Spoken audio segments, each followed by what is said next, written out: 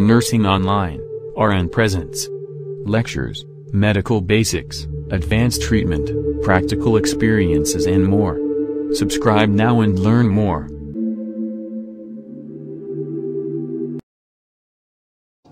बिस्मिल्लाहिर्रहमानिर्रहीम। आज के लेक्चर में हम बात करेंगे स्ट्रक्चर ऑफ बोन, ठीक है ना।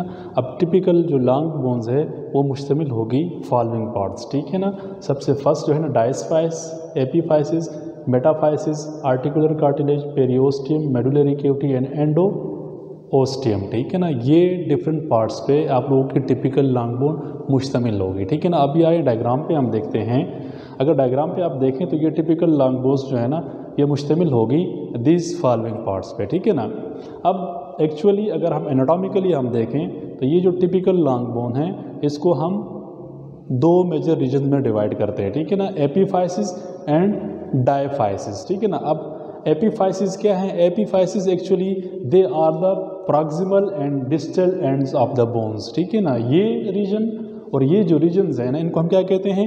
एपीफाइसिस कहते हैं, ठीक है ना। So epiphysis are the proximal and distal ends of a typical long bone is called epiphysis, ठीक है ना।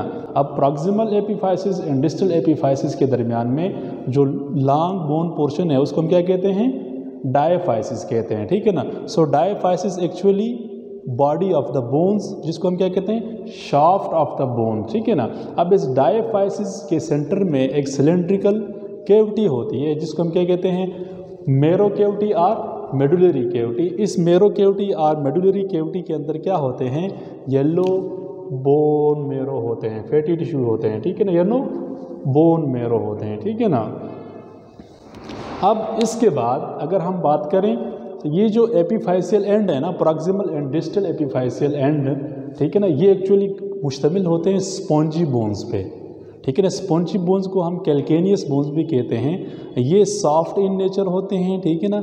इनके अंदर क्या होते हैं? ओस्टियोन्स नहीं होते हैं, ठीक है ना। ये ट्यूबरकल्स पे मुश्तमिल होते हैं, इस वजह से ये क्या होते हैं? सॉफ्ट होते हैं। इन प्रॉक्सिमल और डिस्टल एपीफाइशियल एंड्स पे जो बोन होगी इसको आउटरली एक कार्टिलेज क्या करेगी?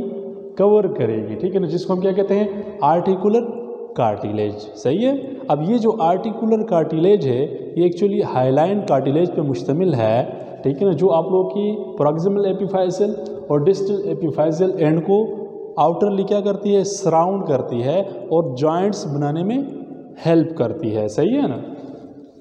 इसके बाद अगर हम बात करें तो ये जो डायस्पाइसिस जो शाफ्ट ऑफ द बोन है इसको आउटरली एक लेयर ने, कनेक्टिव टिश्यू की एक लेयर ने कवर किया है जिसको हम क्या कहते हैं? पेरियोस्टियम, ठीक है ना। पेरियोस्टियम ने जो diaphysis portion of the bone है जिसको हम शाफ्ट ऑफ द बोन भी कहते हैं उसको आउटरली दोनों तरफ से देखें कवर किया है, उसको हम क्या कहते हैं? Periosteum. So periosteum is the outer most covering of the bones, ठीक है ना। अब ये जो पेरियोस्टियम है ये किस पे मुश्तमिल होती है? कनेक्टिव टिश्यूज़ पे मुश्तमिल होती है। इसका फंक्शंस क्या है? ये बोन को प्रोटेक्ट करती है और बोन्स जब फ्रैक्चर हो जाए तो उस बोन्स की रिपेयरिंग में क्या करती है? हेल्प करती है, ठीक है ना। इसके बाद ये जो मेटाफाइसिस है, ठीक है ना, metaphysis actually a portion between epiphysis and diaphysis, ठीक है ना। ये जो एपीफाइसिस है और डायफाइसिस है इसके दरमियान में एक छोटा सा पोर्शन है उसको हम क्या कहते हैं? मेटाफाइसिस, ठीक है ना। मेटाफाइसिस दोनों अतराफ होगा, इस पोर्शन में भी होगा proximal end of the epiphysis and distal end of the epiphysis में डायफाइसिस और एपीफाइसिस के दरमियान में एक छोटा सा पोर्शन होगा दोनों अतराफ, उसको हम क्या कहते हैं?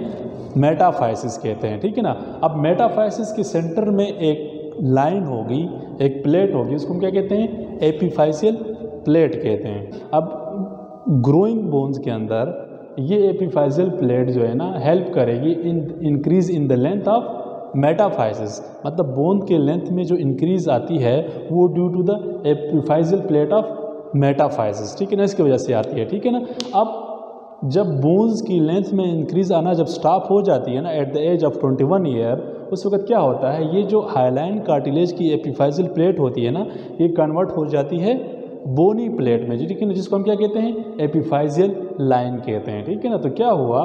जब मेटाफाइसिस के सेंटर में एपीफाइशियल प्लेट की जो हाइलाइन कार्टिलेज की जो कार्टिलेज होगी, ये जब बोनी प्लेट में कन्वर्ट हो जाती है तो आपकी डायफाइसिस की लेंथ में इंक्रीज़ होना क्या हो जाता है, स्टॉप हो जाता है, ठीक है ना, at the age of 21 year. इसका मतलब ये हुआ आपकी बोन्स की लेंथ में जो ग्रोथ है, जो इंक्रीजमेंट है, वो स्टॉप हो जाती है at the age of 21 year. क्यों स्टॉप हो जाती है? क्योंकि मेटाफाइजियल रीजन में जो एक हाइलाइन कार्टिलेज की प्लेट होती है जिसको हम एपिफाइजियल प्लेट कहा था, अब वो कार्टिलेज से कन्वर्ट हो जाती है किसमें, बोन में। जब बोन में कन्वर्ट हो जाती है तो further increment in the length of the diaphysis क्या हो जाती है, स्टॉप हो जाती है, जिसकी वजह से आपकी बोन्स की लेंथ में इंक्रीजमेंट क्या हो जाती है, स्टॉप हो जाती है।